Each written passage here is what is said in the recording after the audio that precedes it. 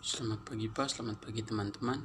Saya atas nama Bonifasis Toa dengan NIM 20030303027, kelas A semester 1, jurusan Sosiologi, Fakultas Ilmu Sosial dan Ilmu Politik, Universitas Nusa Cendana Kupang. Baik, pada kesempatan kali ini saya akan mempresentasikan makalah review buku ke-14 dari mata kuliah pengantar sosiologi dengan judul Sosiologi Pendekatan Turun ke Bumi edisi ke-13. Langsung saja ke pembahasan itu. Bab 1 kita membahas tentang perspektif sosiologis. Perspektif sosiologis membuka jendela ke dunia yang tidak dikenal dan menawarkan pandangan baru pada dunia yang sudah dikenal. Dalam teks ini, kita semua akan menemukan diri kita berada di tengah-tengah Nazi di Jerman dan pejuang di Amerika Serikat. Sosiologi itu luas, dan perjalanan Anda bahkan akan membawa Anda ke sebuah kelompok yang tinggi di tempat pembuangan sampah kota. Saat Anda juga akan menemukan diri Anda melihat dunia Anda sendiri dalam cahaya yang berbeda. Saat Anda memandang dunia lain atau dunia Anda sendiri, perspektif sosiologis memungkinkan Anda memperoleh perspektif baru tentang kehidupan sosial. Fakta inilah yang menurut banyak orang menarik tentang sosiologi. Perspektif sosiologi telah menjadi kekuatan pendorong dalam hidup penulis buku sendiri. Sejak penulis buku mengambil kursus pengantar sosiologi sebagai mahasiswa baru di perguruan tinggi, penulis telah terpesona oleh perspektif yang ditawarkan sosiologi. Penulis menikmati kelompok lain dan mempertanyakan asumsi penulis sendiri tentang kehidupan. Penulis sangat berharap hal yang sama terjadi pada kita semua. Perspektif sosiologi menekankan pada konteks sosial di mana masyarakat hidup. Ini menguji bagaimana konteks ini mempengaruhi kehidupan orang. Inti dari perspektif sosiologi adalah pernyataan tentang bagaimana kelompok mempengaruhi orang, terutama bagaimana orang dipengaruhi oleh masyarakat mereka, sekelompok orang yang berbagai budaya dan wilayah. Bab 2 kita membahas tentang budaya. Apakah budaya itu? Konsep terkadang lebih mudah dipahami dengan deskripsi daripada dengan definisi. Misalnya, kita bertemu dengan seorang remaja putri dari India yang baru saja tiba di Amerika Serikat. Bahwa budayanya berbeda dari budayanya secara terlihat. Kita pertama kali melihatnya di pakaian, perhiasan, dan lain sebagainya. Selanjutnya, kita mendengar dalam pidatonya. Itu kemudian menjadi jelas dengan gerakannya. Nanti kita mungkin mendengar dia mengungkapkan keyakinan aslinya tentang hubungan atau apa yang berharga dalam hidupnya. Semua karakteristik itu menunjukkan budaya, bahasa, kepercayaan, nilai norma perilaku, dan bahkan objek material yang diturunkan dari satu generasi ke generasi berikutnya. Misalnya di Afrika Utara, penulis dikelilingi oleh budaya yang sangat berbeda dari budaya sang penulis. Ini terbukti dalam semua yang penulis lihat dan dengar. Budaya material, hal-hal seperti perhiasan, seni bangunan, senjata, mesin, dan bahkan peralatan makan, gaya rambut dan pakaian sangat kontras dengan apa yang bisa penulis lihat. Tidak ada yang secara random, alami tentang budaya material. Artinya, mengenakan gaun di jalan tidak lebih alami daripada mengenakan jeans. Penulis juga menemukan diri penulis tenggelam dalam budaya non-material yang tidak dikenal, yaitu cara berpikir kelompok, keyakinan, nilai, dan asumsi lain tentang dunia, dan tindakan, pola perilaku, dan lain sebagainya. Asumsi Afrika Utara bahwa memandang orang lain di depan umum dan mendorong orang untuk membeli tiket adalah hal yang dapat diterima sebagai budaya non-material. Begitu juga dengan asumsi Amerika Serikat bahwa melakukan suatu hal, salah satu dari hal-hal ini adalah salah. Seperti budaya material, tidak ada kebiasaan yang benar.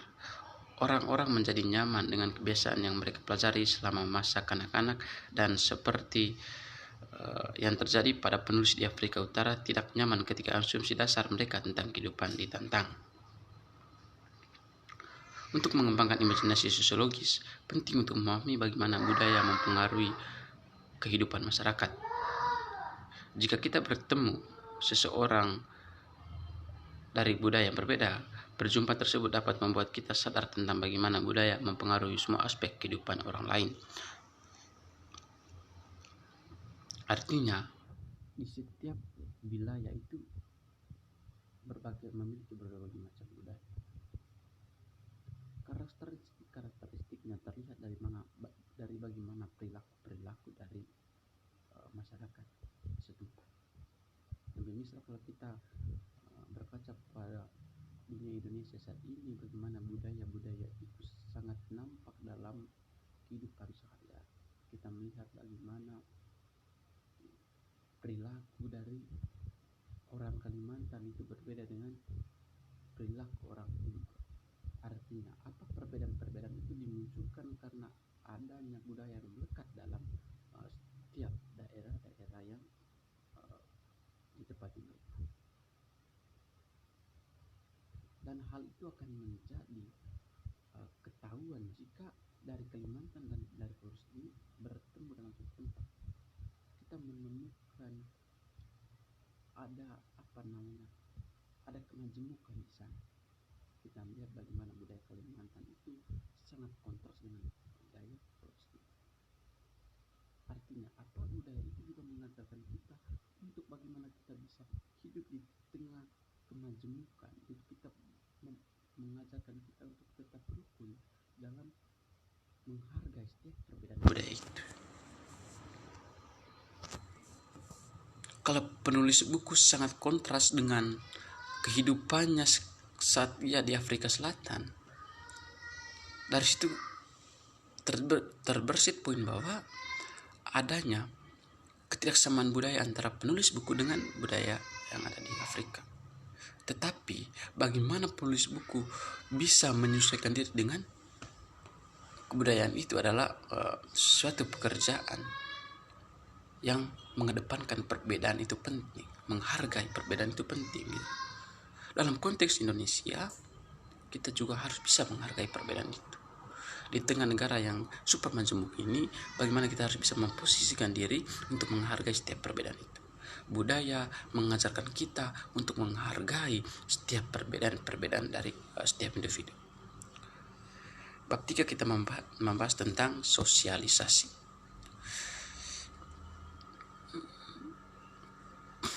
Sosialisasi itu memiliki makna dari jalur hidup ada dua. Pertama, saat kita melewati suatu tahap, hal ini mempengaruhi perilaku dan orientasi kita. Yang kedua, jalur hidup kita dengan cara yang sama sebagai mahasiswa baru dan sebagai senior. Kedua jalur hidup kita berbeda menurut lokasi sosial, kelas sosial, ras, etnis, dan jenis kelamin kita. Misalnya menekankan dunia pengalaman yang berbeda, ini berarti bahwa pola hidup yang khas berbeda dengan menekankan ini berbeda untuk pria dan wanita, orang kaya dan orang miskin, dan seterusnya. Untuk menentukan poin sosiologis utama ini, dalam sketsa berikut penulis akan menekankan latar belakang sejarah kehidupan masyarakat. Karena lokasi sosial kita yang khusus, jalur hidup kita mungkin berbeda dari sketsa ini, gitu loh, yang merupakan gabungan tahap yang disarankan orang lain. Pertimbangan betapa sangat berbedanya makna anak-anak dan perlunya sosialisasi yang ada di dalamnya. Ya, seperti kita lihat, Aries menarik kesimpulan yang memicu perdebatan di kalangan sejarawan saat itu, yang mengatakan bahwa orang Eropa pada zaman ini tidak menganggap masa kanak-kanak sebagai waktu kehidupan yang istimewa. Itu mendapat tantangan.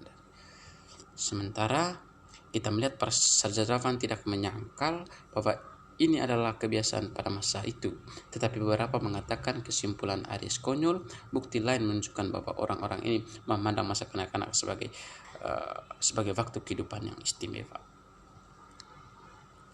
Sampai sekitar tahun 1990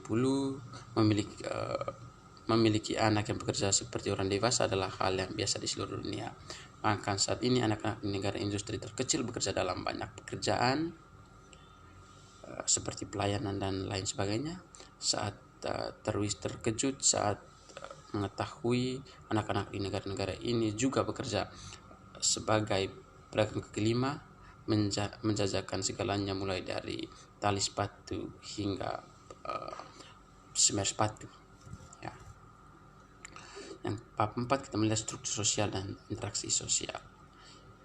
Alih teori konflik dan fungsionalis menggunakan pendekatan ini untuk menganalisis hal-hal seperti kelas sosial dan bagaimana kelompok terkait satu sama lain. Jika mereka menganalisis pria penjuru jalanan, misalnya mereka akan menekankan bahwa orang-orang ini berada di bagian bawah sistem kelas sosial Amerika Serikat. Status mereka rendah berarti bahwa banyak peluang tertutup untuk mereka. Kalau kita berbicara tentang struktur sosial, berarti kita berbicara tentang tatanan kehidupan bermasyarakat. Ada struktur, ada sistem yang ada di dalamnya. Dan dalam sistem itu kita tentu berinteraksi di dalamnya. Antara struktur dan interaksi itu adalah satu kesatuan yang tak bisa pisahkan. Ada struktur, berarti ada interaksi yang ada di dalam. Kita melihat struktur sosial seperti lembaga sosial begitu. Kita ambil misal saja LSM. Kalau seseorang membentuk LSM, tentu dia membutuhkan anggota. Bagaimana dia cara untuk menggait anggotanya? Tentu dengan interaksi sosial. Ia melakukan sebuah pendekatan, memberikan pemahaman untuk apa LSM ini didirikan. Pendekatan ini melalui interaksinya dengan orang lain. Interaksinya, bagaimana ia meyakini bahwa struktur LSM ini itu bisa memberikan dampak yang positif untuk diri mereka, itu melalui interaksi. Jadi dapat disimpulkan bahwa interaksi sosial dan struktur sosial itu adalah satu-satunya yang tak bisa pisahkan. Adalah sebuah simbol dalam kehidupan bermasyarakat yang menggambarkan bahwa adanya hubungan dalam masyarakat itu melalui struktur dan interaksi sosial. Bab 5 kita membahas bagaimana sosiolog melakukan penelitian. Sosiolog melakukan penelitian di hampir setiap bidang perilaku manusia. Ada dua, itu secara makro dan mikro. Kalau secara makro, mereka mempelajari hal-hal yang luas dalam hubungan ras, militer, dan krisis ekonomi global misalnya. Pada tingkat mikro, mereka mempelajari hal-hal individualistik atau yang bersifat individu seperti pemeriksaan panggul, bagaimana orang berinteraksi di sudut jalan, dan bahkan rasa malu. Sosiolog mempelajari biarawan dan pelacur dan lain sebagainya. Jadi melakukan penelitian dari para sosiolog itu melihat dua unsur ini, yaitu mikro dan makro. Kalau mereka ingin melakukan penelitian dengan skala mikro, berarti jangka penelitian mereka itu ke hal yang lebih universal, ke hal yang lebih luas, seperti mereka melakukan penelitian secara global ataupun secara nasional. Sementara kalau mereka melakukan penelitian secara mikro, itu berkisar pada lingkungan setempat atau bersifat individualistik, seperti apa yang dijelaskan pada tubuh materi ini. Bab 6 kita melihat masyarakat ke jejaringan sosial.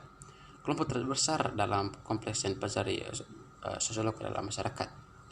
Seperti yang kita ketahui bahwa objek utama dari sosiologi itu adalah masyarakat, yang terdiri dari orang-orang yang berbudaya dan wilayah masyarakat yang mengelilingi kita, mengatur panggung untuk pengalaman hidup kita. Prinsip sosiologis adalah bahwa jenis masyarakat yang kita tinggali adalah alasan mendasar mengapa kita menjadi diri kita sendiri. Artinya masyarakat itu dilihat juga sebagai identitas kita sendiri.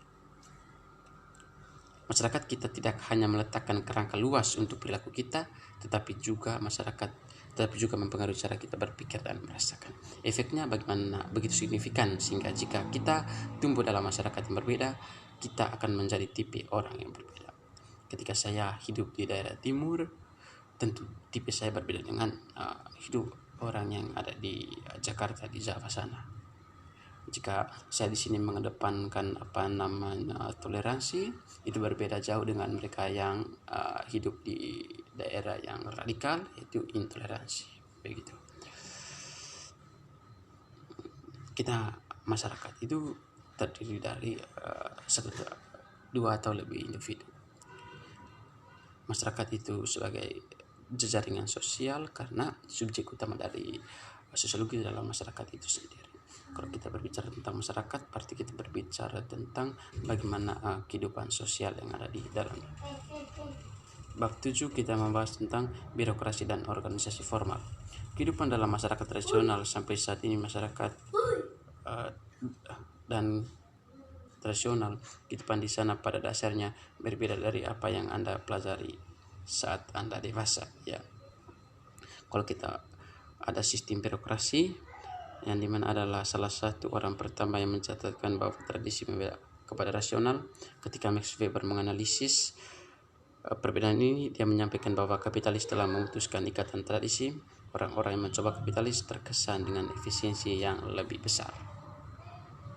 Jadi dia menemukan petunjuk ketika dia mencatat bahwa kapitalis hanya tumbuh subur di berbagai negara Eropa. Pasti ada alasan untuk itu, renungkan. Ketika Weber membahas masalah ini, dia mencatat bahwa kapitalis tumbuh subur di negara-negara Protestan, sementara negara-negara Katolik Roma berpegang pada tradisi dan relatif tidak tersentuh oleh kapitalisme. Entah bagaimana, kalau begitu agama memegang kuncinya, itu adalah pikirannya. Tetapi mengapa Katolik Roma berpegang teguh pada masa lalu, sementara Protestan memeluk perubahan? Solusi Weber untuk teka-teki ini telah menjadi sumber kontroversi sejak ia pertama kali mengajukan dalam bukunya yang berpengaruh The Protestant Ethic and the Spirit of Capitalism. Ya, Weber menyimpulkan bahwa doktrin Katolik Roma menekankan penerimaan pengaturan saat ini. Tuhan menginginkan Anda di mana Anda berada. Anda berhutang kesetiaan kepada gereja, keluarga Anda, dan raja Anda. Terimalah itu sebagai sebuah hal yang perlu disyukuri. Bab 8 kita melihat penyimpangan dan kontrol sosial. Sosiolog menggunakan istilah deviance untuk merujuk pada pelanggaran norma apapun. Jadi penyimpangan terjadi dalam kehidupan sosial itu sering dipicu oleh adanya tindakan-tindakan indisipliner atau tindakan-tindakan kriminalitas yang dilakukan oleh satu atau dua orang atau juga kelompok misalnya. Jadi penyimpangan sosial ini sering terjadi dan tak bisa dielakkan, tak bisa dipisahkan dalam kehidupan sosial. Salah satu solusi untuk tidak terjadinya penyimpangan sosial itu di kontrol sosial. Bagaimana kita masyarakat harus mengadakan kontrol sosial untuk apa? Untuk tidak terjadinya penyimpangan sosial. Kontrol sosial seperti apa yang diharapkan, yang dimana harus memiliki prinsip yang berlaku dalam kehidupan bermasyarakat. Bab 9 kita melihat kelas sosial di Amerika Serikat. Sebagian besar sosiolog setuju dengan Weber bahwa ada lebih banyak kelas sosial daripada hanya hubungan, dan kelas sosial di Amerika Serikat ini menganut banyak sistem. Jadi di sini hampir tidak ada masyarakat di Amerika Serikat yang lebih berpendidikan namun profesional perguruan tinggi, bahkan tidak mendekati puncak piramida pendapatan. Jenis kelamin dan gender. Ya, kalau kita berbicara tentang gender, berarti kita berbicara tentang laki-laki dan perempuan. Ada kenyataan di dunia ini bahwa kedudukan laki-laki itu lebih tinggi daripada kedudukan perempuan. Jadi hal ini sebetulnya tak diberlakukan pada saat ini karena kita harus melihat adanya kesamaan kedudukan dari laki-laki dan perempuan. Baik, terima kasih. Demikian hasil presentasi dari saya. Atas perhatian saya ucapkan limpah terima kasih. Selamat pagi.